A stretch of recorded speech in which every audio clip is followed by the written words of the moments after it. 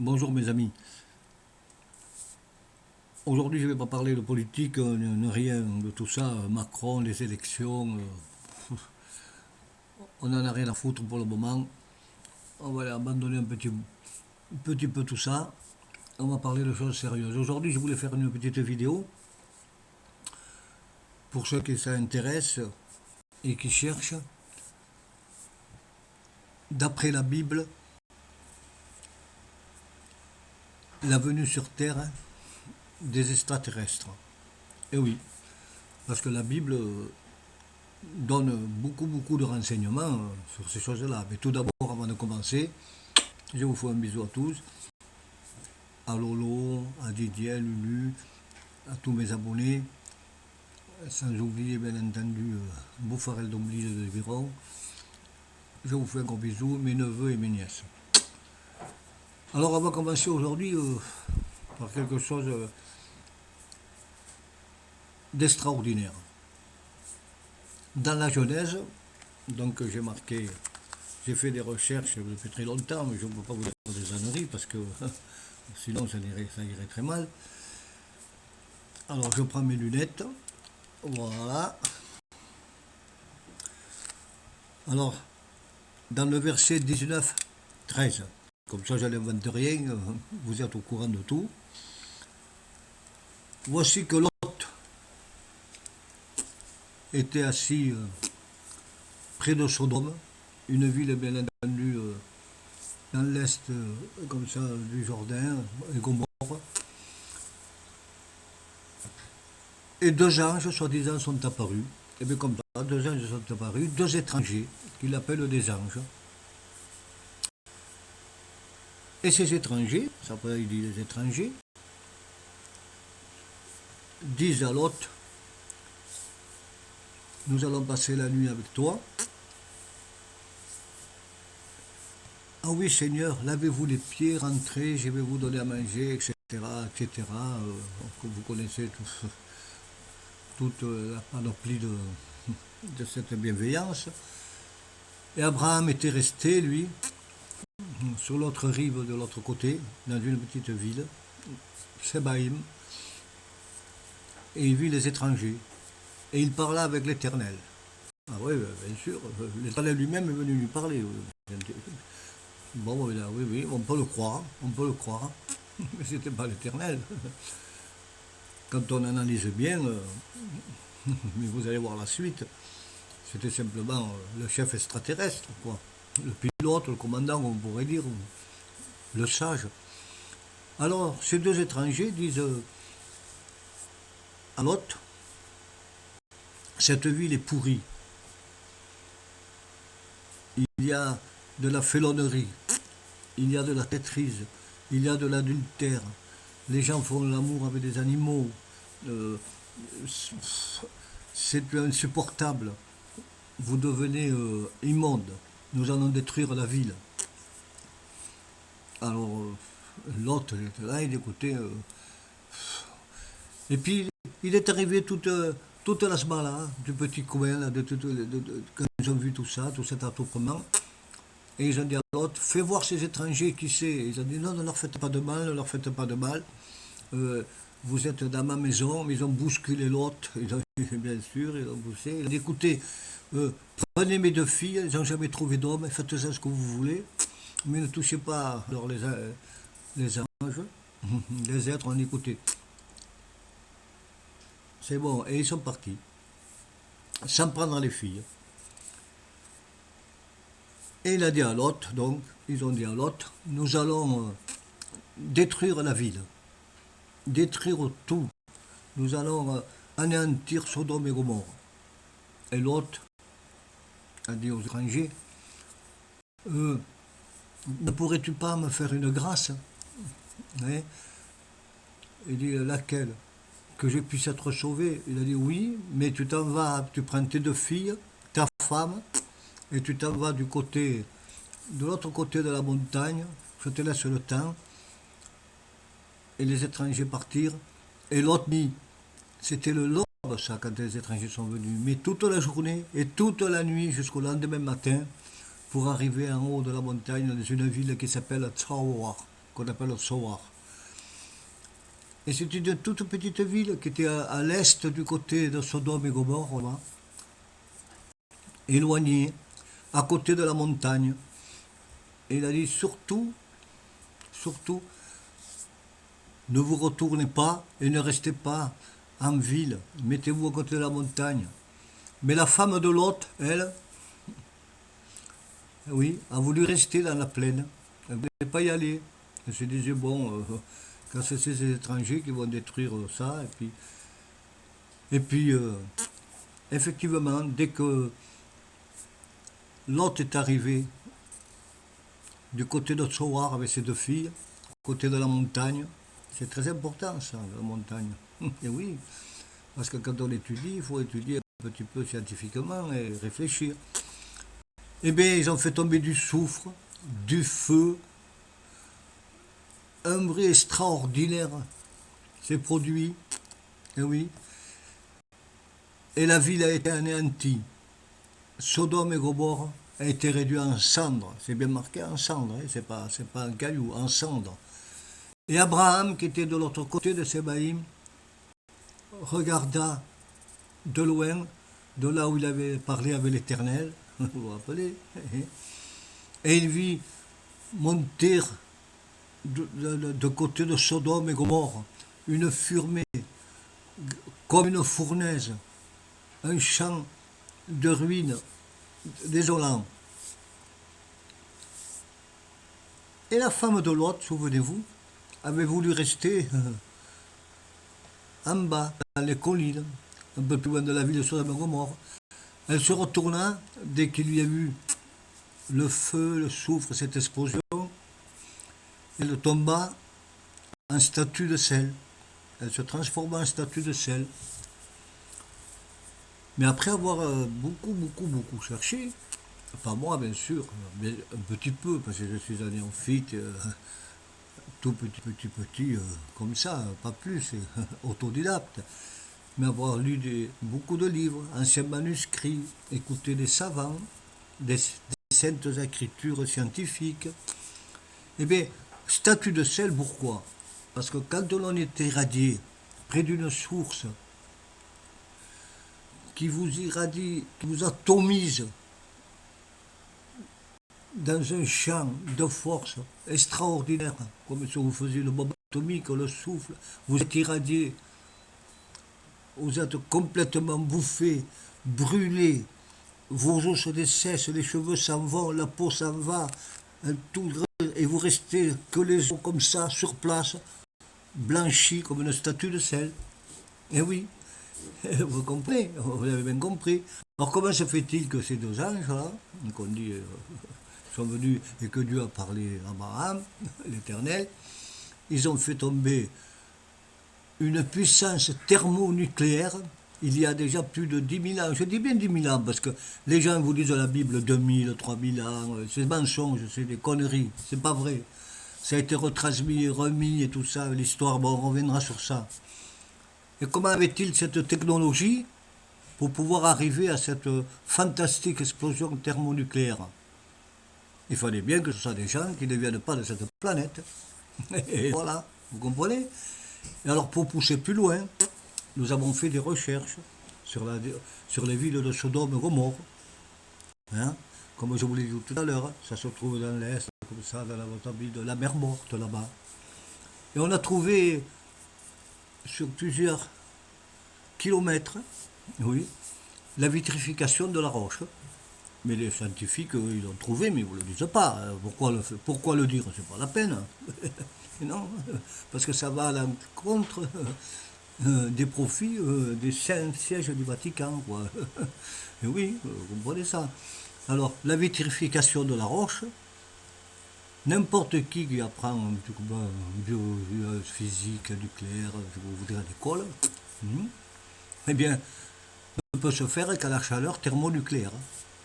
Point à la ligne, basta, on a tout dit, vous comprenez?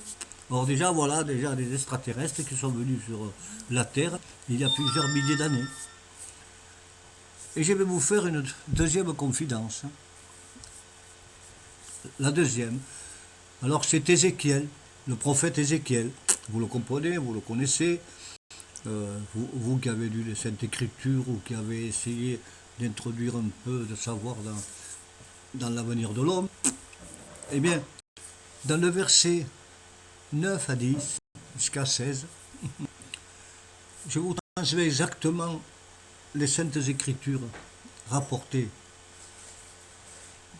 par les hommes de la loi. Voilà que j'étais assis près du fleuve El-Kébar.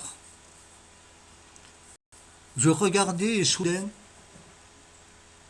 un bruit impétueux, très important, un vent tourbillonnant d'une très grande puissance, très important, un bruit comme du feu, très important. Et voilà que je levais la tête. Et je vis une boule d'un aspect d'airain. Elle était d'une hauteur effrayante, rien que ça.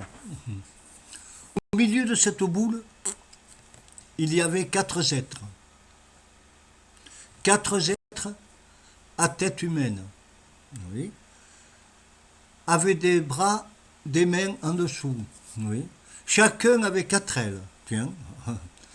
Sur chaque face, ils avaient la tête d'un aigle, sur l'autre la tête d'un veau. Et oui, parce qu'ils étaient dans un scaphandre, vous comprenez. Mais chacun avait le visage humain. Voilà. Au-dessous de cette boule, il y avait comme 4 roues.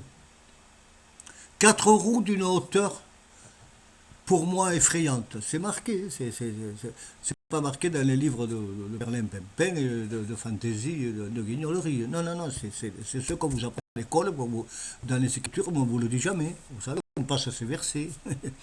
Et au-dessous de ces roues, il y avait comme des yeux tout autour. Ces yeux ne tournaient pas, ils allaient là où l'esprit les guidait. Ah, tiens.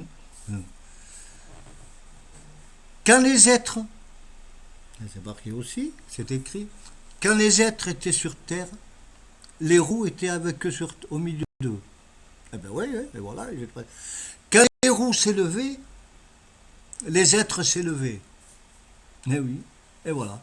Alors comment se fait-il qu'un vaisseau extraordinaire, un vaisseau, un ovni quoi, un ovni, c'était un vaisseau, il y avait des êtres dedans, lui il ne comprenait pas, les boules, comme on voit maintenant, il y a les mêmes qui font du bruit en dessous, on ne peut pas voir les hublots qui ne tournent pas, qui font que tourner dans une vitesse de tourbillon, et qui descendent, qui remontent, les êtres sont dessus, ils sont au milieu de roues, ils vont là où donc quand ils sont sur terre, ils sont par terre avec eux, quand ils s'élèvent, ils s'élèvent. C'est quoi ça?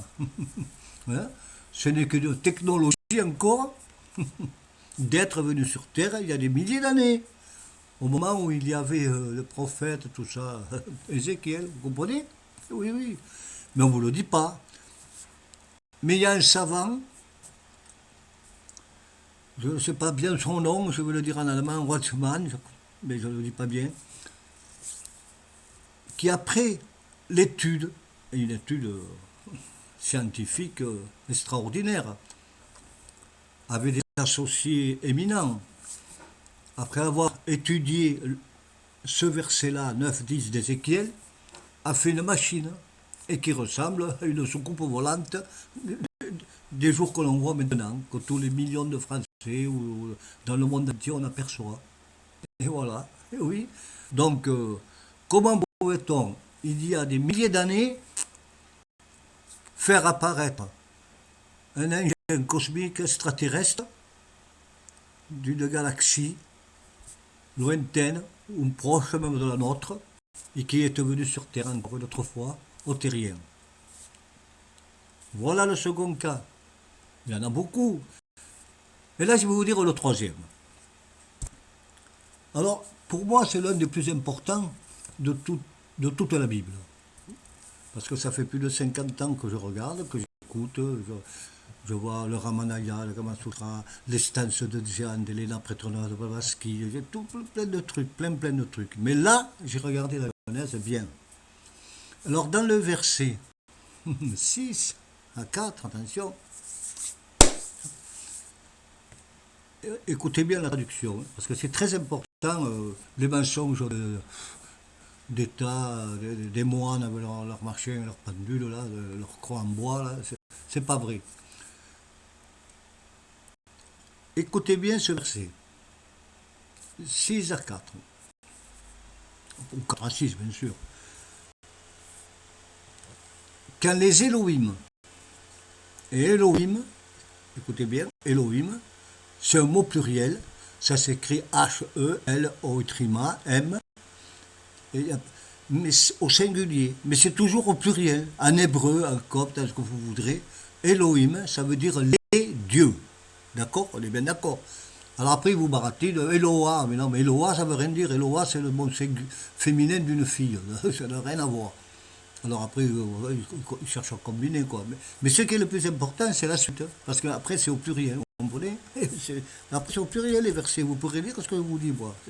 Mais pas les nouveaux machins de testament qu'ils ont rédigés pour en faire d'autres, parce qu'ils sont malins. Prenez la Bible de vos anciens, la vraie, et vous verrez. Et alors, quand les Elohim, mais ils mettent quand Elohim au singulier, moi c'est moi qui dis aux Elohim pour vous faire comprendre, quand Elohim descendirent, voilà, de suite, plap, pluriel, vous comprenez? Quand Elohim descendirent du ciel, trouvèrent les femmes de la terre belle, s'accouplèrent avec elles, et de là descendit la race des géants de l'Antiquité. Car en ces temps-là, les géants vivaient sur la terre. C'était les géants de l'Antiquité là-bas. Vous comprenez? Alors, ces êtres-là, qui sont venus sur terre, ces dieux, ces extraterrestres, parce que eux, vous comprenez, vous voyez arriver, mettons, il y a 5000 ans en arrière, des trucs comme ça, vous dites, c'est des dieux, des chariots, comme ils disent partout, des chariots de feu, des nuées, vous comprenez? Et alors, ils sont venus, ils ont engendré, ils ont vu que les filles sur la terre n'étaient pas trop mal, ils ont fait des manipulations génétiques, ils ont eu des descendances d'ADN que nous avons encore. Là, les savants, ils le savent. Une ADN, ils savent qu'est-ce que c'est. Ça vous trouve. Parce qu'on vient, excusez-moi l'expression, elle est bête et con, mais des étoiles, du cosmos. Vous comprenez? Il y a eu plusieurs générations. Et alors, ils ont engendré des filles, et c'est des descendants de la race des géants de l'Antiquité. Mais le plus important, c'est dans la génétique, dans le savoir, dans la science. Vous comprenez? Et c'était tous ces grands qui avaient avant, comme nous disaient, des mythes. Mais ce n'était pas des mythes, c'était la vérité. Il y a beaucoup de descendants, des Homo sapiensis. Vous savez, avec les gros crânes, mais ça en viendra plus tard, plus une fois. Les pharaons, les Mésotopiens, Mésopotamie. Et oui, oui, oui, beaucoup, beaucoup, beaucoup. Et ceux-là ont fait des grandes, grandes, grandes, grandes prouesses qui ne pouvaient pas exister à leur époque. Et comment ils ont-ils fait? Que par le savoir inculqué génétiquement par des êtres venus d'ailleurs. Vous comprenez? Voilà. Et la quatrième que je vais vous dire ce matin,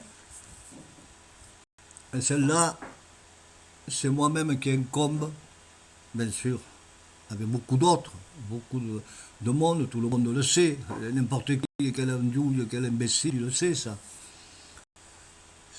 C'est la mort de Jésus.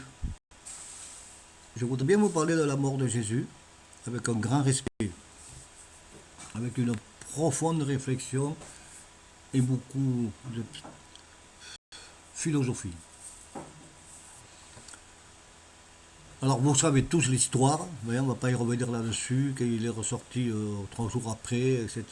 Mais ce que je veux savoir, c'est comment ça se fait qu'on ne vous a jamais raconté ça. Vous savez que quand on a crucifié Jésus, hein, et sur le mont des Oliviers, là-bas au fond, le pauvre, et une fois que, soi-disant, il a dit sur la croix, Eri Bagdani, mon père, il n'a pas dit mon Dieu, hein. Il a dit mon père, vous qui êtes au ciel, pardonnez-leur parce qu'ils ne savent pas ce qu'ils font. Bien sûr, on est des par jour comme maintenant, on est encore plus pire, hein, on n'a pas changé. Mais ceux qui ont la génétique le savent, mais ceux qui sont restés là, ils sont fous. Enfin bref. Et alors, quand soi-disant Jésus est mort, vers les 6 heures du soir, il y avait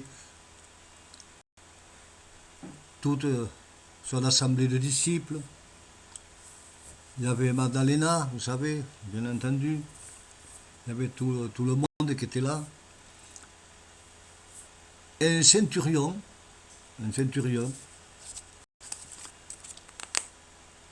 donc Ponce Pilate a dit, puisqu'il va ressusciter ce roi, il va ressusciter, vous allez le garder toute la nuit. Vous allez le mettre donc dans le tombeau et le garder toute la nuit. Et c'est là le plus intéressant. C'est là où ça devient très, très, très, très malin. Mais il faut le comprendre. Hein. Oui. Et alors, il y avait deux personnes, de très, très, très haute lignée, comme par exemple maintenant, on va dire, allez, casse-tête, bon, c'est pour parler, c'est pour discuter, quoi. Et puis Marine Le Pen, quoi, hein, de l'époque, qui s'appelait Nicodème et Joseph d'Arimathie. Et ces gars-là, ils ont interféré auprès de Ponce Pilate en leur disant, Seigneur, tu nous permets de prendre le corps après, une fois qu'il sera mort, et de l'enterrer dans la tombe, là, dans le tour. Il dit oui, il n'y a aucun problème, ils ne pouvaient pas dire non. C'était les plus grands marchands, les plus gros machins que vous savez, qui donnaient des sous comme maintenant, quoi. Et donc ils l'ont fait. Parce qu'aux autres qui faisaient la crucifixion, c'est un gros, très important aussi, on ne faisait pas que Jésus, les pauvres Dieu leur âme, on leur brisait les os et les poignets avec un marteau.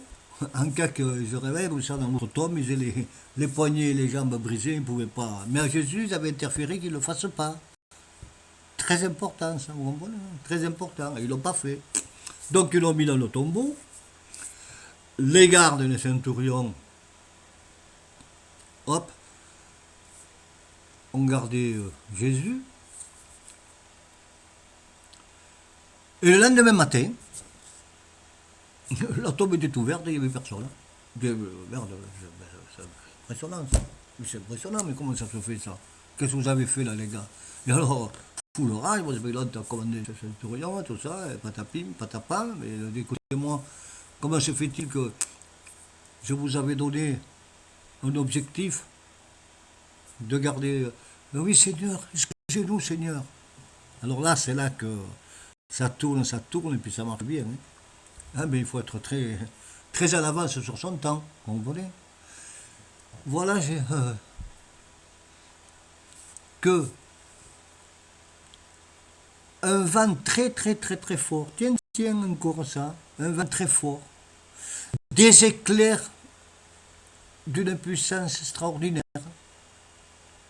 De toutes les couleurs. Un bruit assourdissant. Nous ont touchés et nous nous sommes endormis. Et ben voilà. Et c'est marqué, ça, c'est marqué. Mais on vous le dit, ça. Mais on vous le dit jamais. Mais pourquoi faire, on va vous le dire. Mais ça va pas ou quoi? Et alléluia, mes frères, Seigneur. Pitié à nous. Oui, bien sûr, oui. Avec tout ce qu'ils ont fait, là, les Borgias, violer leurs enfants, faire des filles à leurs filles, tout ça. Enfin, bref, bref. Et ils ne veulent pas savoir la vérité. Alors, qu'est-ce que c'était ça? Eh bien, ce n'était du plus ou moins, encore une fois, qu'un vaisseau, un ovni, comme vous dites maintenant, mais un vaisseau, un engin extraterrestre. Les éclairs extraordinaires de toutes les couleurs, avec le vent impétueux et tout ça, le bruit. Hop, on renvoyait un rayon sur chaque gardien, sur le côté des ondes alpha, bêta du cerveau. Vous comprenez? Ils ont fait un autobloquant, et ils se sont assoupis, ils se sont endormis, instantanément. Comme il faut maintenant, quand vous voyez les ovnis, beaucoup de cas qui ont été pris, dans le quatrième rencontre, troisième type, quatrième, eh bien, ils ne se rappellent plus rien. Ils ont des trous de 3 heures, 4 heures, ils ne comprennent plus rien. Et bien voilà comment c'est arrivé, vous comprenez? Alors après, quand ils dorment, ils savent ce qu'il faut, ils sont plus où ils sont. Eh bien, ils ont pris Jésus. Et voilà, ils l'ont régénéré, vous comprenez? Eh oui, parce que ce que je ne vous ai pas dit, mais c'est là que je vais venir. Ils l'ont régénéré, ben, vous connaissez l'histoire, tu ne me reconnais pas, je suis ton maître. Oui, oui. Parce que le lendemain matin, avant de l'enterrer, comprenez pourquoi le mettre en tombe, le préparer là. Ponce Pilate avait dit à un centurion, regarde s'il est bien mort, et mets-lui la lance dans le corps. Il s'appelait Logging. Logging, oui. Oui. C'est pour ça que l'on dit légion, centurion. Vous comprenez ça? Et comme par hasard, il a donné donc un coup de lance, voilà, hop, ouf, et le sang a jailli. Le sang a jailli, tiens, mais c'est bizarre ça. Comment ça se fait que le sang jaillisse? Parce que n'importe qui, tout mammifère, tout homme à sang chaud, à qui on donne la mort, on est mort, on ouvre le vache. Hein? Et 10 heures presque le lendemain matin, depuis le soir, le sang a jailli. Alors je voudrais savoir par quelle combine, quel procédé, quelle science, quelle extraordinaire invention, et ça serait fabuleux. Parce qu'il coagule le sang au maximum au bout d'une heure et demie. Allez, on va dire 2 heures, un grand maximum. Il coagule partout. On ne peut pas échapper. Il avait partout sortir le sang. Donc Jésus, total de l'opération, il était dans un état, il n'était pas mort. Vous comprenez? Et c'est très facile à comprendre. Par quel processus? Eh bien, par le processus d'intervention extraterrestre qu'on n'a pas encore. Ils ont tellement une avance commensurable sur nous. Imaginez. Vous voyez? Eh oui. Et voilà encore le quatrième.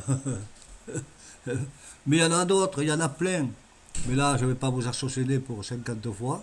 Mais bon, allez, mes amis, méditez, on vous ment, on vous mène par le bout du nez. Tout est faux, tout est pipé. Allez, bisous à tous. Et on peut prendre la vérité. Podemos, podemos.